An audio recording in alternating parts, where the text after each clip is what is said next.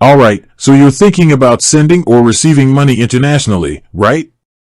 And maybe you've heard of SoFi. It's a popular financial app offering everything from loans to investing.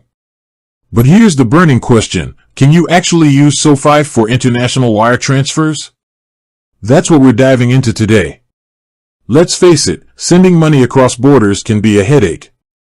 You've got exchange rates, fees, and a whole lot of paperwork to deal with. So, naturally, you'd want to use a platform that makes it as smooth as possible. But does SoFi cut the mustard? Now, before we jump into the nitty-gritty, let's talk about why international wire transfers are even a thing. Maybe you're supporting family abroad, paying for international tuition, or perhaps you're a digital nomad trying to manage your finances across different countries. Whatever the reason, it's important to find a reliable and cost-effective way to move your money. So, back to SoFi. What's the deal? Can you send money to your loved ones in Nigeria or receive funds from your client in Australia? Well, I've done some digging, and here's the lowdown. So, there you have it.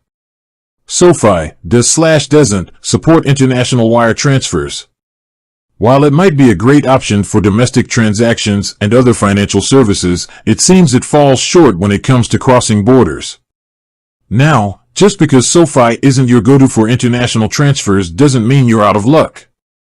There are plenty of other options available, each with its own set of pros and cons.